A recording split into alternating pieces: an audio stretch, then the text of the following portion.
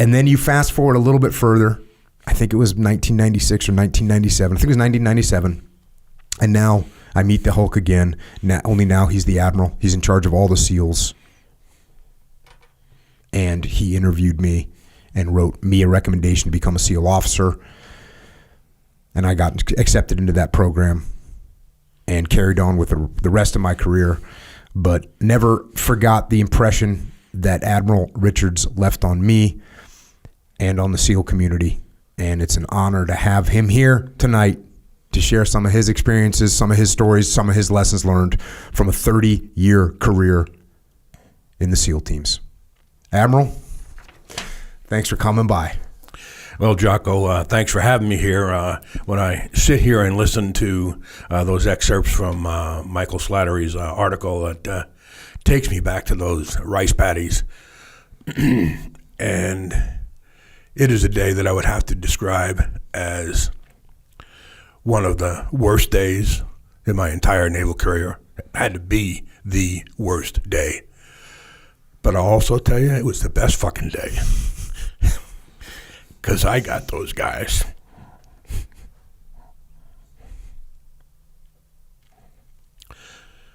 I got those guys out of the kill zone, over to the protection of the dike, and then into the helo. Yeah, I was a big, strong guy. There's something called adrenaline rush, adrenaline high, and all that other stuff. And maybe you could you help some limp dick, pencil neck geek, drag some of those guys across the rice paddy. But I seriously effing doubt it.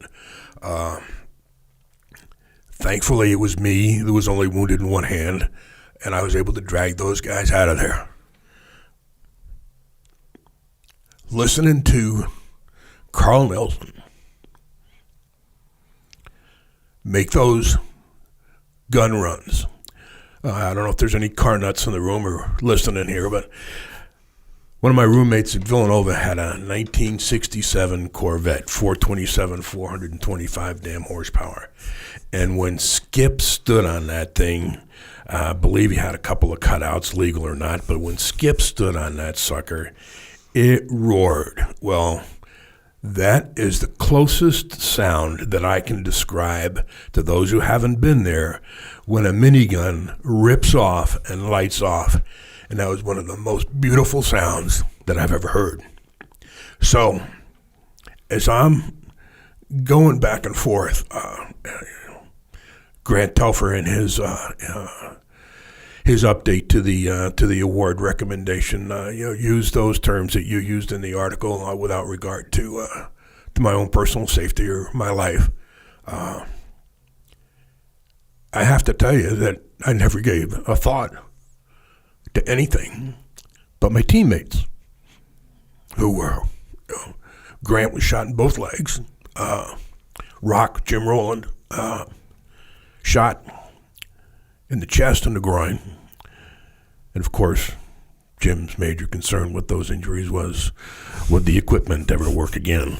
And then, you mentioned how Don Futrell was getting ready to go into shock. I'd never been trained about what somebody going into shock sounds like or doesn't. I had no clue, but as soon as I heard Don, and you could hear his voice going up a few octaves. He referred to it in a note to me about his girly voice. Hey Don, you were just shot in the damn chest, and you got a right to be going into panic or whatever it is. We didn't have that conversation. This is flashing through my mind, but I could hear it, and I just said, it just came to me as get his mind off his situation and get it back onto our situation. I didn't realize how badly he was injured and that he was going to be useless as tits on a boar hog after that. But I just wanted to get him back into action and out of any shock, because we're in the middle of nowhere, and I have no idea if we're even going to get out of there, and if we get out of there, how long it's going to take, and so on and so forth. So just the great training from the legends in SEAL Team 1 before I got there, that we used to call it SEAL Basic Indoctrination Training, and then we'd go through a pre-deployment training program. But those who set the history of SEAL Team 1 before I got there. Those guys made all the difference in the training and my reaction and everybody else's reaction in the rice paddy. So as I was saying, it was the best of days and it was the worst of days. Thank God everybody got out of there.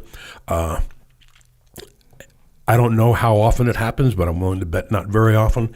Both Roland and Futrell, when they were shot in the chest, the bullets passed front to back, didn't touch a bone. You just went through soft tissue, and the heat of the round actually cauterized the injury.